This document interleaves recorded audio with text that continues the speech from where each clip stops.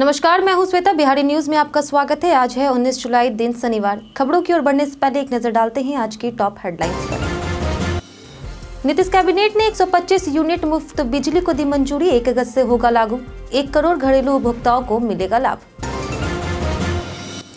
चुनाव से पहले बड़ा प्रशासनिक फेरबदल। 23 सचिवालय अफसर और 44 डीएसपी का हुआ तबादला। पटना सहित कई जिलों के अधिकारी शामिल।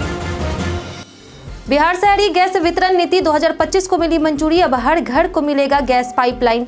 स्वच्छ ऊर्जा को मिलेगा बढ़ावा।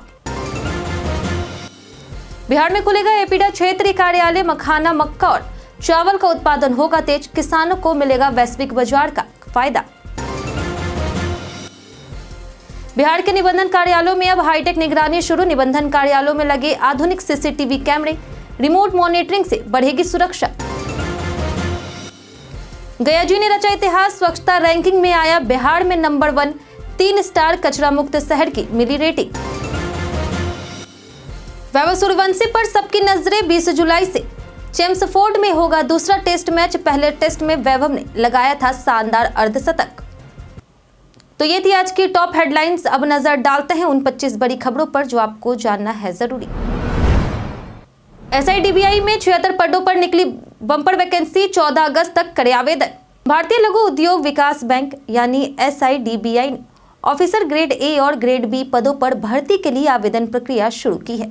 इच्छुक उम्मीदवार 14 अगस्त 2025 तक SIDBI.in पर आवेदन कर सकते हैं। कुल 76 पदों में ग्रेड A यानी जर्नल और स्पेशलिस्ट और ग्रेड B अधिकारी शामिल है। ग्रेड A के लिए आयु सीमा 21 से 30 वर्ष है और ग्रेड B के लिए आयु सीमा 25 से 23 वर्ष है। आरक्षित वर्गों को छूट मिलेगी। ग्रेड A के लिए 60% अंकों के साथ संबंधित विषयों में स्नातक डिग्री आवश्यक है। ग्रेड B के लिए किसी भी विषय में बैचलर्स एंड मास्टर्स अनिवार्य है। चयन 3 चरणों में होगा, जैसे ऑनलाइन परीक्षा, फेज 1, फेज 2 और इंटरव्यू में होगा। आवेदन के लिए वेबसाइट के करियर्स सेक्शन में जाकर के रजिस्ट्रेशन करें, फॉर्म भरें, दस्तावेज और शुल्क अपलोड करें और प्रिंट निकालें। नीतीश कैबिनेट ने 125 यूनिट मुफ्त बिजली को दी मंजूरी। 18 जुलाई को हुई नीतीश कैबिनेट की बैठक में 125 यूनिट फ्री बिजली देने के प्रस्ताव पर मुहर लग गई है। यह योजना 1 अगस्त 2025 से लागू होगी और इससे राज्य के लगभग 1.86 करोड़ घरेलू उपभोक्ताओं को लाभ मिलेगा। इस योजना के लिए वित्तीय वर्ष 2025-26 में 3,797 करोड़ रुपए का बजट निर्धारित किया गया है। सरकार गरीब परिवारों के घरों पर सौर संयंत्र लगाने का खर्च भी वहन करेगी। इससे पहले मंगलवार को हुई बैठक में 1 करोड़ रोजगार सृजन के लिए समिति गठित करने को मंजूरी दी गई थी। साथ ही BLO और सुपरवाइजरों को सालाना अतिरिक्त 6,000 देने का भी निर्णय हुआ। बिहार चुनाव से पहले 23 सचिवालय अफसर और 40 DSP का तबादला। बिहार विधानसभा चुनाव से पहले सरकार ने बड़ी प्रशासनिक फेरबदल की है। गृह विभाग और सामान्य प्रशासन विभाग ने कुल 40 DSP स्तर के पुलिस पदाधिकारियों, 23 सचिवालय सेवा के वरिष्ठ अधिकारियों का तबादला किया है। तबादले की अधिसूचना जारी कर दी गई है। इसमें सुपौल, छपरा, पटना, मुजफ्फरपुर, मोतिहारी, औरंगाबाद, सीतामढ़ी, बक्सर, मधुबनी और जहानाबाद समेत कई जिलों के अधिकारी शामिल हैं। इस कदम को आगामी विधानसभा चुनाव की सुरक्षा और प्रशासनिक तैयारियों से जोड़कर देखा जा रहा। बिहार में अब हर घर को मिलेगा गैस पाइपलाइन। बिहार सरकार ने स्वच्छ ऊर्जा को बढ़ावा देने के लिए बिहार शहरी गैस वितरण नीति 2025 को मंजूरी दी है। इस नीति के तहत राज्य के सभी 38 जिलों के शहरी क्षेत्रों में पाइपलाइन के माध्यम से PNG गैस की आपूर्ति की जाएगी। करीब 30 लाख घरेलू PNG कनेक्शन और 650 CNG स्टेशन प्रस्तावित है। नीति से औद्योगिक, वाणिज्यिक, परिवहन और घरेलू क्षेत्रों में प्राकृतिक गैस का उपयोग बढ़ेगा, जिससे कार्बन उत्सर्जन में कमी आएगी। यह कदम भारत सरकार के 2030 तक गैस की हिस्सेदारी 15% करने के लक्ष्य को प्राप्त करने में सहायक होगी। बिहार बर्थडे स्पेशल में आज बात होगी बलाई चंद मुखोपाध्याय की। बलाई चंद मुखोपाध्याय एक प्रतिष्ठित बंगाली लेखक, चिकित्सक और नाटककार थे, जिनका जन्म 19 जुलाई 1899 को बिहार के मनिहारी गांव में हुआ था। वे अपनी तीखी दृष्टि और संक्षिप्त प्रभावशाली लघु कथाओं के लिए प्रसिद्ध हैं। उन्होंने अपने 65 वर्षों के साहित्य करियर में 586 से अधिक कहानियां, 60 उपन्यास, कई कविताएं, नाटक, निबंधन और एक आत्मकथा लिखी है। साहित्य में उनके योगदान के लिए उन्हें 1975 में पद्म भूषण से सम्मानित किया गया। उन्होंने हजारीबाग और कोलकाता में शिक्षा ली और 1979 में कोलकाता में उनका निधन हुआ। बिहार में आरटीपीएस रैंकिंग जारी, भागलपुर सबसे आगे। बिहार प्रशासनिक सुधार मिशन द्वारा जारी रैंकिंग के अनुसार बिहार लोक सेवा का अधिकार अधिनियम के तहत सरकारी सेवाओं की उपलब्धता में भागलपुर और जहानाबाद संयुक्त रूप से पहले स्थान पर है।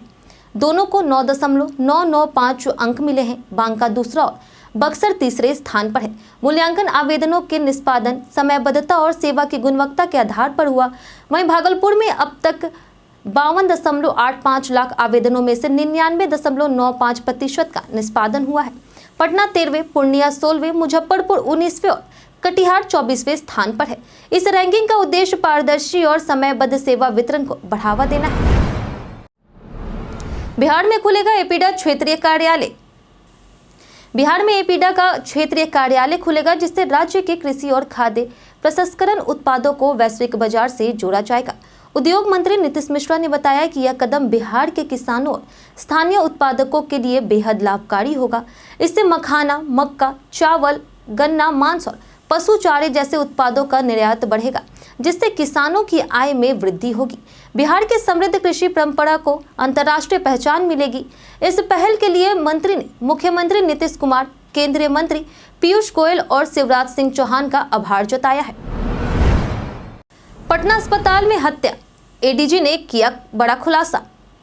पटना के पारस अस्पताल को दिन दहाड़े कुख्यात अपराधी चंदन मिश्रा की हत्या ने बिहार में संगठित अपराध की स्थिति पर गंभीर सवाल खड़े कर दिए। एडीजी कुंदन कृष्णन ने बड़ा खुलासा करते हुए बताया कि हत्या शेरू सिंह गैंग के शूटरों ने की, जो पश्चिम बंगाल के पुरुलिया जेल से गैंग चला रहा था। शेरू और चंदन कभी सहयोगी थे, लेकिन आपसी दुश्मनी के कारण हत्या हुई। एडीजी ने भरोसा जताया कि पुलिस जल्द सभी आरोपियों को गिरफ्तार करेगी और राज्य में संगठित अपराध पर लगाम लगाने में सफल होगी। बिहार के निबंधन कार्यालयों में अब हाईटेक निगरानी शुरू। बिहार सरकार ने राज्य के सभी निबंधन कार्यालयों में सुरक्षा व्यवस्था को सुदृढ़ बनाने के लिए आधुनिक सीसीटीवी कैमरे लगाए हैं। 145 कार्यालयों में कैमरे लग चुके हैं, जिनमें से 125 ऑनलाइन हो गए हैं। मार्च 2025 तक 140 जिला निबंधन और 9 प्रमंडलीय कार्यालयों में 12 से 20 कैमरे लगाए जाएंगे। यह कैमरे इंटरनेट प्रोटोकॉल आधारित है, जिनमें remote monitoring, high resolution recording और मोशन डिटेक्शन जैसी सुविधाएं हैं। निगरानी पटना कुम्हरार कंट्रोल सेंटर से होगी। हालिया चोरी की घटनाओं को देखते हुए सभी कार्यालयों में सुरक्षा प्रहरी भी तैनात किए जाएंगे। मॉनसून में स्मार्टफोन कैसे रखें सुरक्षित। मॉनसून में स्मार्टफोन की सुरक्षा बेहद जरूरी हो जाती है। बारिश या नमी से बचाव के लिए वाटरप्रूफ कवर, जिपलॉक बैग और सिलिका जेल का उपयोग करें। गीले हाथों या फिर पोर्ट के साथ फोन चार्ज ना करें, इससे शॉर्ट सर्किट हो सकती है। बैटरी जल्दी खत्म होने से बचने के लिए बैटरी सेवर मोड चालू करें। फोन गीला होने पर तुरंत बंद कर सुखाएं। हेयर ड्रायर का प्रयोग ना करें। वहीं जरूरी डेटा का बैकअप गूगल ड्राइव या क्लाउड में लेकर और फोन पोर्ट को साफ करें। वाटर रेजिस्टेंस फोन में सावधानी बरतें। वैभव सूर्यवंशी पर सबकी नजरें, चैम्सफोर्ड में दूसरा टेस्ट। भारतीय अंडर 19 टीम इंग्लैंड दौरे पर 2 मैचों की यूथ टेस्ट सीरीज खेल रही है। पहला मैच ड्रॉ रहा और अब दूसरा टेस्ट 20 जुलाई से काउंटी ग्राउंड चैम्सफोर्ड में खेला जाएगा। इस मैच में सभी की निगाहें एक युवा बल्लेबाज वैभव सूर्यवंशी पर होगी, जिन्होंने पहले टेस्ट में शानदार अर्धशतक जमाया था। वह इस बार बड़ी पारी खेलने को तैयार है। मैच भारतीय समय अनुसार दोपहर 3:30 बजे शुरू होगी और इसे ईसीबी के यूट्यूब चैनल पर लाइव देखा जा सकेगा। भारतीय टीवी चैनलों पर इसका प्रसारण नहीं होगा। वैभव युवा क्रिकेट में बिहार की उम्मीद बनकर उभरे हैं। गया जी ने रचा इतिहास, स्वच्छता रैंकिंग में आया बिहार में नंबर 1। स्वच्छता सर्वेक्षण 2024-25 में बिहार के गया जी ने बड़ी छलांग लगाते हुए राष्ट्रीय स्तर पर 27वां स्थान और बिहार में पहला स्थान प्राप्त किया है। पिछले वर्ष गया की रैंक 272 थी, जो अब 245 स्थान बेहतर होकर के 27 पर आ गई है। गया जी ने अयोध्या को भी पीछे छोड़ा है। यह पहली बार है जब बिहार का कोई शहर 10 लाख की श्रेणी में टॉप 50 में आया है। गया को ODF++ और 3 स्टार कचरा मुक्त शहर की रेटिंग भी मिली है। मेयर और नगर आयुक्त ने इसे जनता और सफाई कर्मियों की मेहनत का फल बताया है। डेंगू रोकथाम के लिए मुख्य सचिव ने दिया निर्देश। बरसात में डेंगू की बढ़ती समस्या को देखते हुए मुख्य सचिव के निर्देश पर स्वास्थ्य विभाग ने विस्तृत योजना बनाई है। स्वास्थ्य नगर विकास जिलाधिकारी और सिविल सर्जन मिलकर के डेंगू की रोकथाम और इलाज सुनिश्चित करेंगे। मानक संचालन प्रक्रिया यानी SOP सभी संबंधित विभागों को भेजी गई है। अस्पतालों में मच्छरदानी युक्त बेड, दवाएं और जांच किट उपलब्ध कराई जाएगी। संवेदनशील क्षेत्रों में फॉगिंग और एंटी लार्वा छिड़काव नियमित होगा। जागरूकता के लिए सफाई गाड़ियों से ऑडियो संदेश प्रसारित होंगी। अस्पतालों में डेंगू मरीजों हेतु आरक्षित बेड और 24/7 प्लेटलेट्स की उपलब्धता सुनिश्चित की जाएगी। जरूरत पड़ने पर रक्तदान शिविर भी होंगे। जैसलमेर में शहीद हुआ बिहार का लाल, CM ने दी श्रद्धांजलि। राजस्थान के जैसलमेर में हुई गोलीबारी में बिहार के वैशाली जिले के पौड़ा गांव निवासी सेना के जवान पंकज कुमार रजक शहीद हो गए। मुख्यमंत्री नीतीश कुमार ने उनकी शहादत पर गहरा शोक जताया और कहा कि वे इस दुखद घटना से बेहद मर्माहत हैं। उन्होंने ईश्वर से शहीद के परिजनों को इस कठिन समय में धैर्य प्रदान करने की प्रार्थना की है। मुख्यमंत्री ने घोषणा की कि राज्य सरकार शहीद निकटतम आश्रित को अनुग्रह राशि देगी और पूरे राजकीय सम्मान के साथ अंतिम संस्कार कराया जाएगा। 38 जिलों में जल्द बनेगा आधुनिक खेल भवन। बिहार सरकार खेल प्रतिभाओं को बढ़ावा देने के लिए राज्य के 38 जिलों में खेल भवन सह व्यवशाला का निर्माण करा रही। इनमें से 25 भवन तैयार हो चुके हैं, जबकि 13 का कार्य अंतिम चरण में है। प्रत्येक भवन में अत्याधुनिक gym, multipurpose hall, AC meeting room और जिला खेल पदाधिकारी का कार्यालय होगा। ताइक्वांडो, वुसु, कबड्डी जैसे इंडोर खेलों की सुविधा भी उपलब्ध होगी। हाल ही में सरकार ने खेल भवनों के शुद्धिकरण के लिए 10.26 करोड़ रुपए स्वीकृत किए हैं। ये पहल मुख्यमंत्री खेल विकास योजना के तहत खेल संस्कृति को बढ़ावा देने की दिशा में है। वंदे भारत ट्रेन पर फिर हमला, बगहा में पथराव। बिहार में एक बार फिर वंदे भारत ट्रेन पर पथराव की घटना हुई है। शुक्रवार सुबह समस्तीपुर मंडल के बगहा स्टेशन के पास गोरखपुर पाटलिपुत्र वंदे भारत पर पत्थर फेंके गए हैं, जिससे कि C2 कोच का शीशा टूट गया है। यह इस ट्रेन पर 5वीं बार हमला है। हालांकि कोई यात्री घायल नहीं हुआ है। वहीं RPF ने अज्ञात पर केस दर्ज किया है और CCTV फुटेज खंगाल रही है। इससे पहले दरभंगा जा रही संपर्क क्रांति एक्सप्रेस पर भी पथराव हुआ था। जानिए आज कैसा रहेगा बिहार के मौसम का मिजाज। मौसम विभाग के अनुसार अगले 2 से 3 दिनों में राज्य के अधिकतर हिस्सों में अधिकतम तापमान में 1 से 3 डिग्री सेल्सियस की बढ़ोतरी की संभावना है।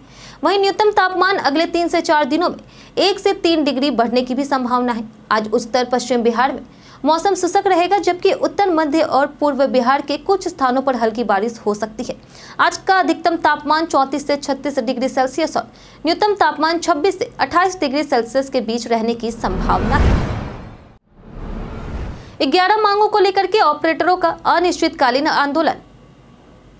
बिहार के लगभग 22,000 डाटा एंट्री ऑपरेटर समायोजन समेत 11 सूत्री मांगों को लेकर 18 जुलाई से अनिश्चितकालीन हड़ताल पर चले गए हैं। पटना के गर्दनी बाग में प्रदर्शन करते हुए उन्होंने आरोप लगाया कि सरकार ने 15 जुलाई तक का समय मिलने के बावजूद उनकी मांगों पर विचार नहीं किया। हड़ताल से राज्य भर में डाटा एंट्री से जुड़े कार्य ठप हो गए हैं, जिससे सरकारी कामकाज प्रभावित हो रहा। ऑपरेटरों ने आउटसोर्सिंग प्रणाली खत्म कर विभागीय भुगतान की मांग की है। उन्होंने चेतावनी दी कि मांगे न माने जाने पर वे भूख हड़ताल पर बैठेंगे। मनरेगा में बक्सर टॉप, पटना सहित कई पीछे। मनरेगा के जून माह के प्रदर्शन में बक्सर, कैमूर, रोहतास, गया और सिवान जिले शीर्ष पर रहे, जहां बक्सर ने सबसे अधिक 95.7 अंक प्राप्त किए हैं। ग्रामीण विकास विभाग ने इन जिलों के DDC और कर्मियों को बधाई दी है। वहीं मधुबनी, खगड़िया, बेगूसराय, अररिया और पटना का प्रदर्शन कमजोर रहा, जिससे विभाग ने नाराजगी जताई और सुधार के निर्देश दिए। रैंकिंग खेल मैदान निर्माण श्रमिकों को काम उपलब्ध करवाना, PM आवास योजना में प्रगति और राशि भुगतान समय पर होने जैसे मापदंडों पर आधारित रही सभी जिलों को अलग अलग मानकों पर अंक दिए गए। बिहार पुलिस कर्मियों के बच्चों को मिलेगा अब नया स्कूल। बिहार पुलिस कर्मियों के बच्चों के लिए एक विशेष आवासीय स्कूल की स्थापना की योजना को मंजूरी मिल गई है। यह स्कूल अत्याधुनिक सुविधाओं से लैस होगा और श्री कृष्ण विद्यालय की तर्ज पर बनाया जाएगा, जो अब झारखंड में है। इसके लिए एडसेल कंपनी कंसल्टेंट के रूप में काम करेगी। एडीजे कमल किशोर सिंह ने बताया कि DPR जल्द तैयार किया जाएगा। साथ ही विधानमंडल सत्र की सुरक्षा के लिए खास इंतजाम किए गए हैं। पिछले महीने 26 सिपाहियों की अनुकंपा नियुक्त हुई और मेडिकल सहायता में 203 लोगों को 1.34 करोड़ रुपए दिए गए हैं। बिहार को बनाना है विकसित, पीएम मोदी का संकल्प। बीते दिन प्रधानमंत्री नरेंद्र मोदी ने मोतिहारी में बिहार को 7,217 करोड़ की विकास योजनाओं की सौगात दी। उन्होंने कहा कि विकसित भारत के लिए विकसित बिहार जरूरी है। पीएम ने यूपीए शासन पर निशाना साधते हुए कहा कि तब बिहार को नजरअंदाज किया गया, जबकि एनडीए सरकार में बिहार को कई गुना अधिक सहायता मिली। उन्होंने पूर्वी भारत को विकास का नया इंजन बताया और पटना, गया, मोतिहारी जैसे शहरों को मुंबई, गुरुग्राम और पुणे की तहत विकसित करने का संकल्प दोहराया। पीएम ने कहा कि आज बिहार की धरती असंभव को भी संभव बना रही। पीएम मोदी पर राजद का वार। राजद ने प्रधानमंत्री नरेंद्र मोदी के बिहार दौरे को लेकर कड़ा हमला बोला है। राजद प्रवक्ता मनोज झा ने कहा कि मोदी चल रही योजनाओं का सिर्फ रैपर बदलकर उपहार बता रहे हैं। लालू यादव ने भी एक्स हैंडल पर कटाक्ष करते हुए दौरे को झूठ सुनाने वाला बताया। राजद नेताओं ने आरोप लगाया कि मोदी का दौरा भावहीन और भ्रमित करने वाला था, जिसमें कोई नई पहल नहीं थी। 7,217 करोड़ की योजनाएं जनता के टैक्स से है, कोई उपहार नहीं है। आरा रैली में पीके को लगी गंभीर चोट। बिहार बदलाव यात्रा पर निकले जनसुराज के सूत्रधार प्रशांत किशोर को आरा में रैली के दौरान पसली में चोट लग गई। वे अपनी निजी गाड़ी का गेट खोल करके लोगों का अभिवादन कर रहे थे, तभी एक बाइक सवार ने गाड़ी के गेट में धक्का मार दिया। गंभीर चोट लगने पर उन्हें तुरंत अस्पताल में भर्ती कराया गया। चोट के कारण वे जनसभा को संबोधित नहीं कर पाए। वहीं पार्टी अध्यक्ष बनने के बाद भी पीके सक्रिय हैं। हाल ही में यूट्यूबर मनीष कश्यप, आईपीएस जयप्रकाश सिंह और भोजपुरी गायक रितेश पांडे ने पार्टी ज्वाइन की है। हालांकि खबर लिखे जाने तक इनके हेल्थ अपडेट को लेकर कोई आधिकारिक पुष्टि नहीं की गई। कई कारणों से दर्ज है भारत के इतिहास में आज का दिन। आज कई महान व्यक्तियों का जन्म और निधन हुआ। 1827 में स्वतंत्रता सेनानी मंगल पांडे का जन्म हुआ, जिन्होंने 1857 की क्रांति में अहम भूमिका निभाई। 1938 में प्रसिद्ध भौतिक विज्ञानी जयंत विष्णु नार्लिकर का जन्म हुआ और 1948 में भारत के 39वें मुख्य न्यायाधीश अल्तमस कबीर का जन्म हुआ। इस दिन 1988 में महावीर चक्र विजेता सैन्य अधिकारी राजीव संधू का निधन हुआ।